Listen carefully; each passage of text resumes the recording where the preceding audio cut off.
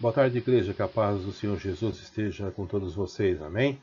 Vamos retomar a nossa lição, né? Vamos para a terceira parte, última, cujo tema é Lucas, o ministério do Filho do Homem, ok?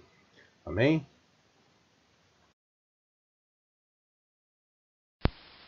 Bem, vamos refazer a leitura, né? Para que possamos estar lembrando do que se trata esse assunto, né?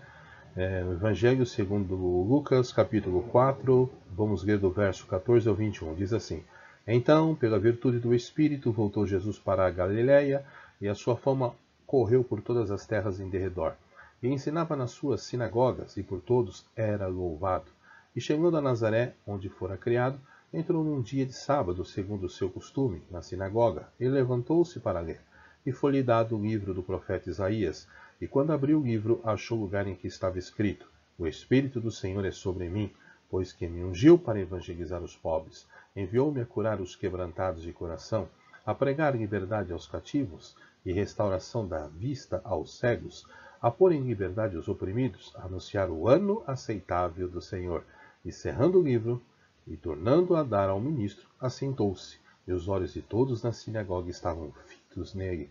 Então começou a dizer-lhes: Hoje se cumpriu esta escritura em vossos ouvidos. Amém?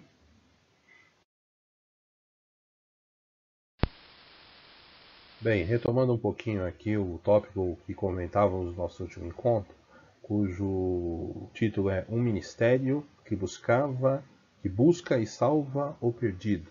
Então veja, Jesus tinha um ministério, e nesse ministério ele tinha, vamos dizer assim, um lugar muito específico voltado para aqueles que viviam à margem da sociedade, tá?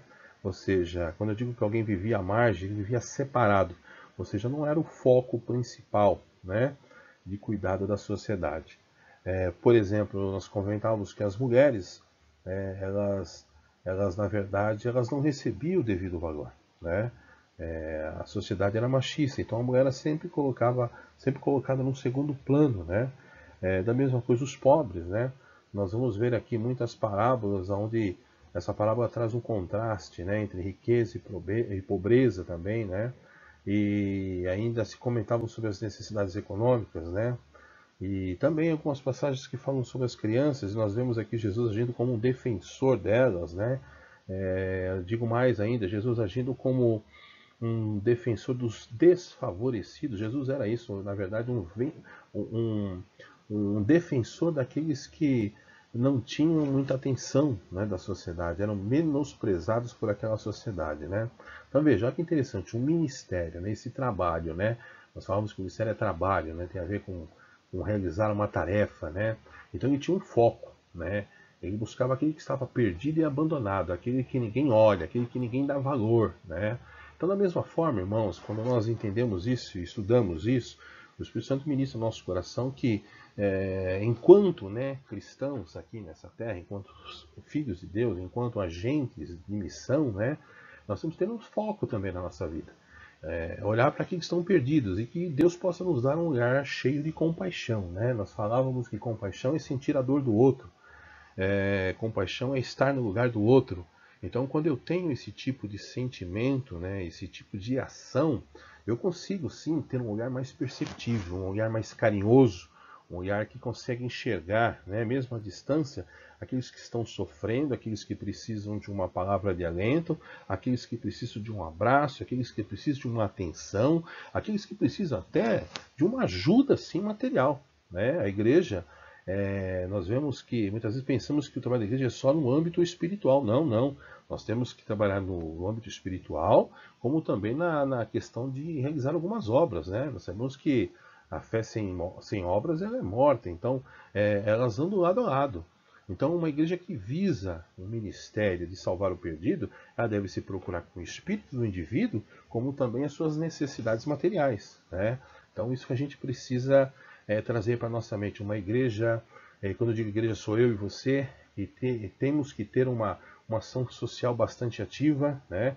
Quando eu digo, irmão, ação social bastante ativa, não estou dizendo só aqueles irmãos que estão responsáveis aí dentro da igreja. Existe hoje alguns irmãos que estão responsáveis por desenvolver esse ministério, tá?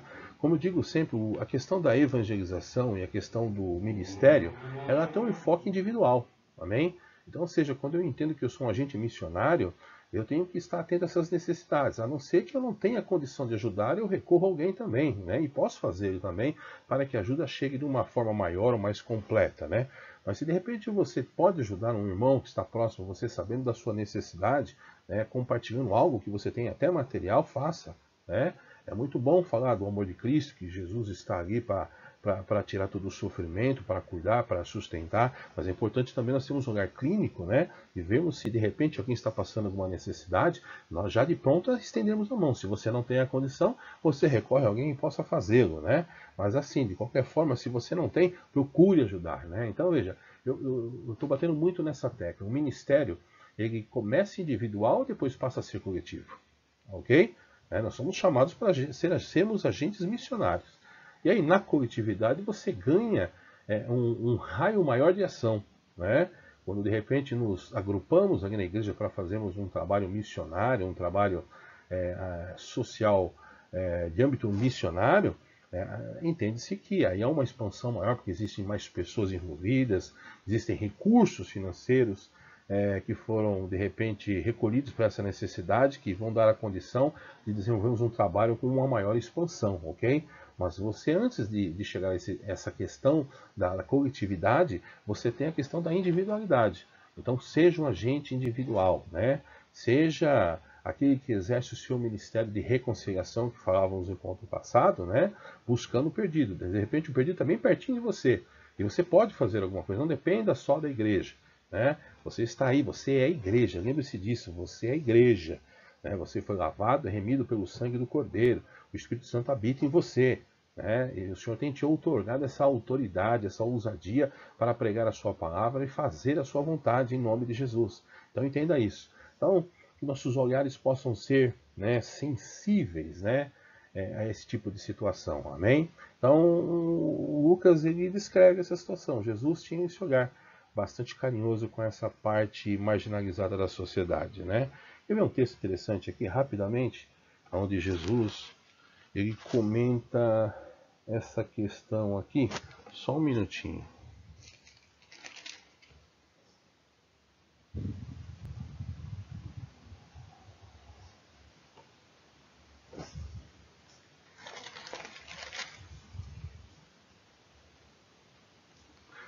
Lucas capítulo 8, verso 49. Veja a preocupação de Jesus aqui. Falava aí ainda quando vem uma pessoa da casa do chefe da sinagoga dizendo: tua filha já está morta. Não incomodes mais o mestre.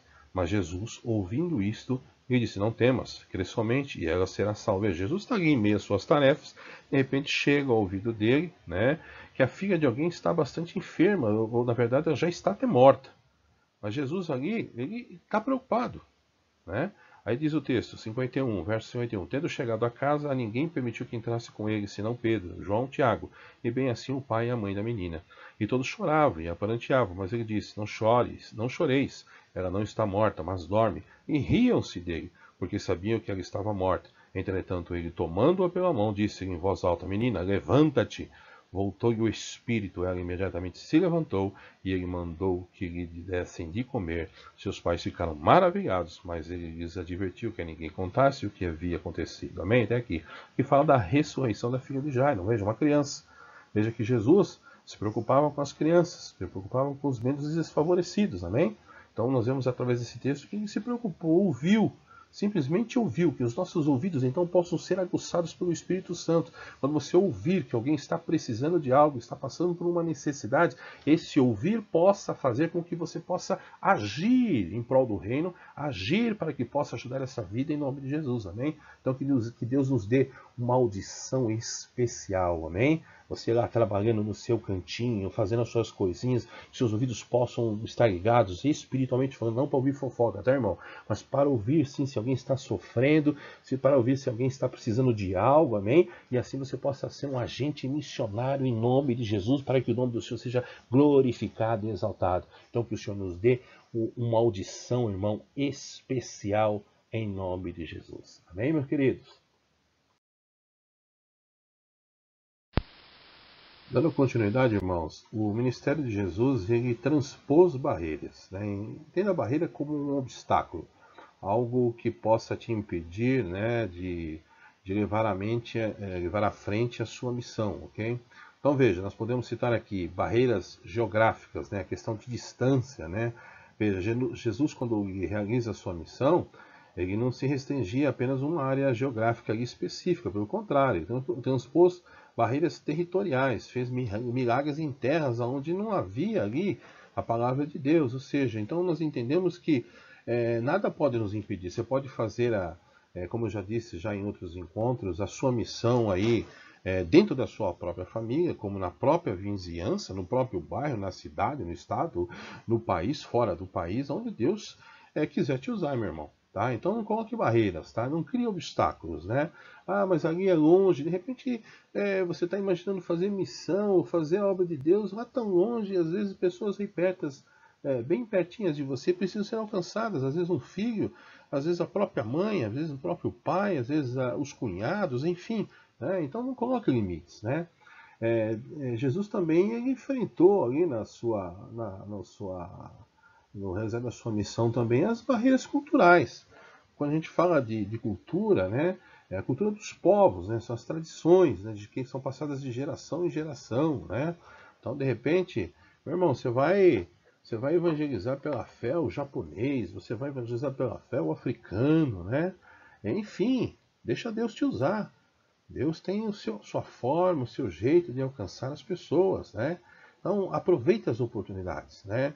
Às vezes você pode, de repente, Deus pode te colocar numa situação, de repente você tem alguém ali do continente asiático, um japonês, e de repente você fala, meu Deus do céu, eu falo de Jesus para um japonês, por que não? É Deus que põe a palavra na tua boca, né? Então não coloque barreiras. Deixa o Espírito Santo agir através da sua vida, em nome de Jesus, né? Entenda que Deus age, Deus quer alcançar, né, todo o planeta, em nome de Jesus, e pode usar a tua vida. Né? As questões também religiosas, né, pessoas de outros credos, né? Então, irmãos, não crie obstáculos, não, em nome de Jesus, né? O Senhor que convence, né? Nós sabemos que o Espírito Santo que convence o homem dos seus pecados, é a necessidade de se render diante do Senhor.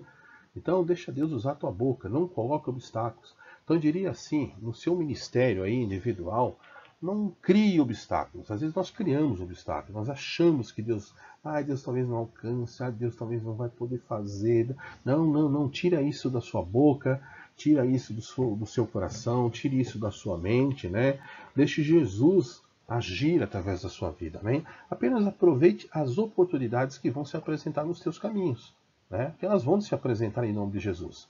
Deus vai criar as situações para que você possa ter ali, nem que seja 1 minuto, 2, 3, 5 minutos, eu não sei, para falar do seu amor, falar que Jesus cura, que Jesus salva, que Jesus é o caminho, amém? Então, deixa Deus usar a tua vida em nome de Jesus. Então, como o próprio Senhor Jesus fez, ele transpôs barreiras, que você possa transpor em nome de Jesus as barreiras que porventura você crie e as barreiras que porventura você enxergue também, né? Às vezes vão surgir realmente coisas, poxa, é difícil. Não, não. Pelo poder do Espírito Santo, na unção do Espírito Santo, você vai transpor essas barreiras para a honra e glória de Deus. Amém? Bem, igreja, vamos dar continuidade aos nossos estudos aqui. Agora, trabalhando um pouquinho sobre esse tópico, cujo título é Um Ministério de Anunciação do Ano Aceitável do Senhor. Amém? Jesus ele foi ungido pelo Espírito Santo, né, para anunciar o ano aceitável do Senhor. Né? E o que significa esse ano aceitável do Senhor? Se nós voltarmos lá em Isaías, capítulo 61, deixa eu abrir aqui novamente, Isaías, capítulo 61, diz assim o texto, quer ver?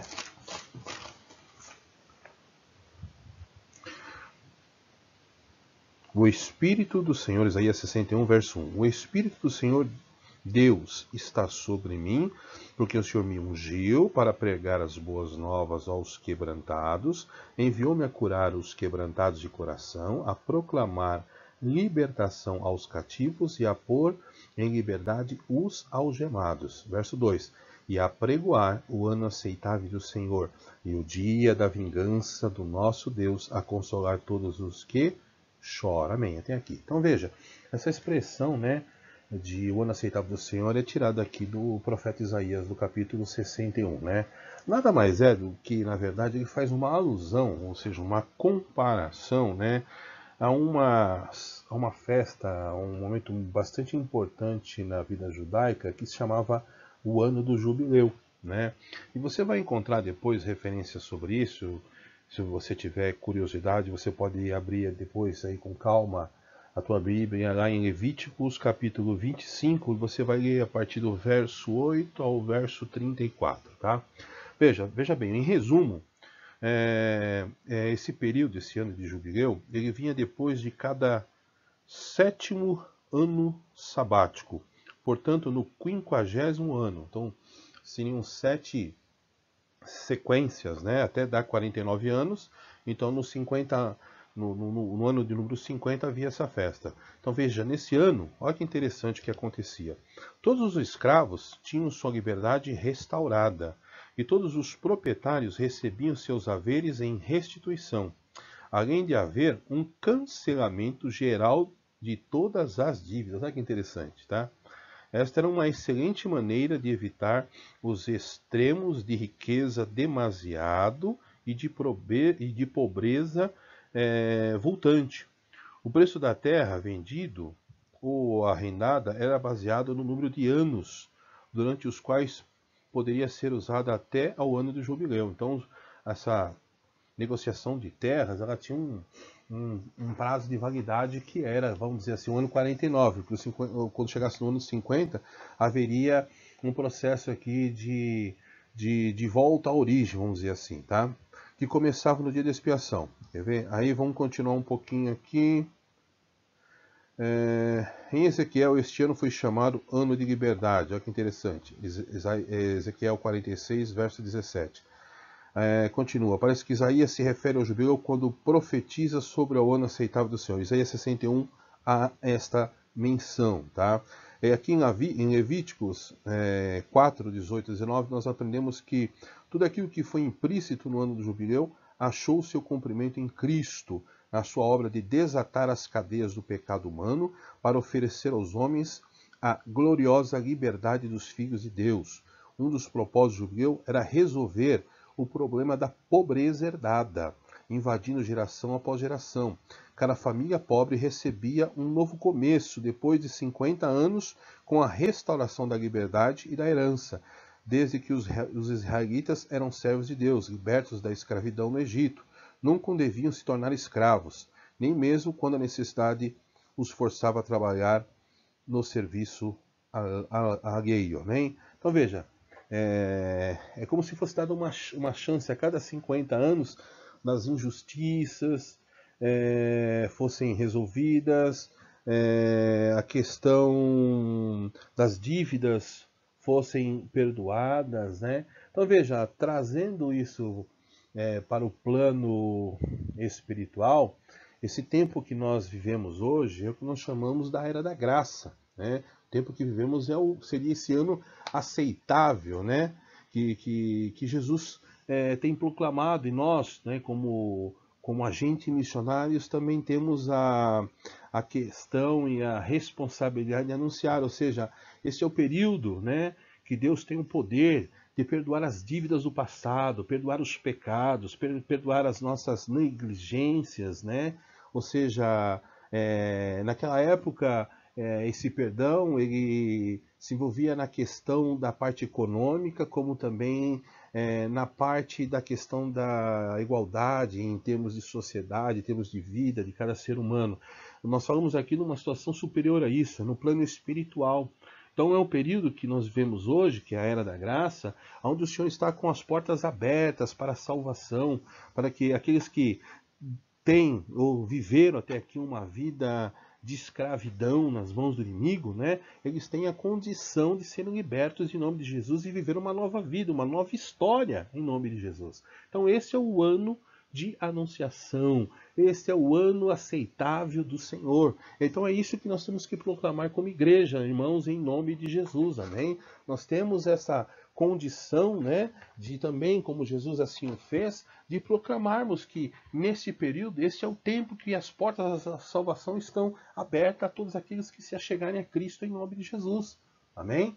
E que aquele que se achegar a Cristo, ele pode ter certeza do perdão dos seus pecados em nome de Jesus, né? Então que isso possa servir, né, como algo bastante importante na nossa pregação enquanto agentes, né, desse ministério de reconciliação, né? Ou seja, nós temos que pregar essa situação. Pregar que o tempo é agora, é hoje, né? Que as portas estão abertas hoje. E aquele que se encontra em dívida com Deus, Deus tem a condição de perdoar os seus pecados e suas dívidas para que ele possa ter uma nova vida em nome de Jesus, uma nova vida em Cristo em nome de Jesus. Amém? Então, meus irmãos, eu termino por aqui essa lição. Espero que acabei até me estendendo um pouquinho, né? Mas que a gente possa entender que o Senhor quer usar as nossas vidas de uma forma tremenda, né? Ou seja, da mesma forma que Jesus foi usado, nós também podemos ser usados em nome de Jesus. Então, em nome de Jesus, igreja, anuncie o ano aceitável do Senhor. Amém? Deus abençoe em nome de Jesus. Até o próximo encontro, se Deus assim permitir. Amém.